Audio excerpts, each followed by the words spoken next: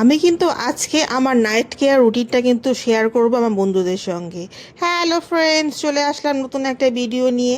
আমার নাম বিপাশা সাহা।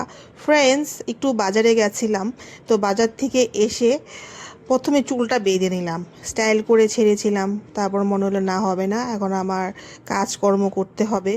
তো চুলটা বেঁধে নিলাম, নিয়ে জামা কাপড় চেঞ্জ করব। কিছু জামা কাপড় মানে ছিল, সেগুলোকে গুছাতে হবে, সেগুলো গুছিয়ে আর ঈশানের রুমটাকে একটু পরিষ্কার করলাম। ওই দেখো বোতল দিয়ে, এগুলো মানে সমস্ত রকম বোতল, যা যা ড্রিঙ্কস খায়, আমি খাই, সব কিছু দিয়ে বিছানা দিয়ে ভরে রেখেছি।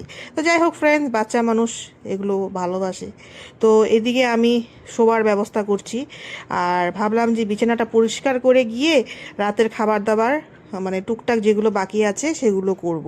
এদিকে আমি বিছানাটাকে খুব ভালোভাবে ঝেড়ে নিলাম, কারণ বিছানা না ঝেড়ে নিলে কিন্তু শুতে একদম ভালো লাগে না। আর এদিকে সমস্ত কিছু কমপ্লিট করে আমি একটু বাবা মার রুমে চলে গেলাম, দেখতে গেলাম যে বাবা মা কি করছে। একটু দেখে আসলে ভালো লাগে, কারণ বাবারও শরীরটা খারাপ থাকে আর কি। তো এদিকে মা টিভি দেখছে, বাবা বসে আছে।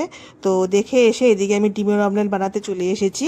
ডাল আছে, মাছ আছে, ভাবলাম যে একটু ডিমের অমলেট করে নিই, ডালটা চলে যাবে আর কি, কিন্তু ডালটা নষ্ট হবে। তো এদিকে ডবল ডিমের অমলেট বসিয়ে দিয়েছি। ডিমের অমলেটগুলো কিন্তু সবাই আমরা পছন্দ করি। ডাল দিয়ে ডিমের অমলেট কারা কারা পছন্দ করো ফ্রেন্ডস, অবশ্যই তোমরা কমেন্টস করে জানিও। এদিকে আমার ডিমের অমলেট কমপ্লিট হয়ে গেছে। এখন আমি তোমাদের দেখাবো যে আমি নাইট কেয়ার রুটিন কিভাবে করি। আর আমার কিন্তু একটা অভ্যেস, ব্রাশ না করলে আমার একদম চলে না। খাবার পর শোবার আগে আমি ব্রাশ করি, এটা আমার আজকের না, বহুত বছরকার অভ্যেস। যাই হোক ফ্রেন্ডস, আমি খুব ভালো একটা স্কার্ফ নিয়ে স্কার্ফ করে নিলাম। মাঝে মাঝে আমি নাইট কেয়ার রুটিনে একটু স্কার্ফ করি। স্কার্ফ করে একটা D10 প্যাক লাগিয়ে নিয়েছি। D10 প্যাক কিন্তু বহুত কোম্পানির, আজকাল ভালো ভালো কোম্পানি D10 প্যাক বের হয়ে গেছে। এ সমস্ত লাগিয়ে একটু মুখটাকে ক্লিন করে নিলাম। ক্লিন করে নিয়ে এখন শুতে চলে গেলাম। কেমন লাগলো আমার ব্লগটা?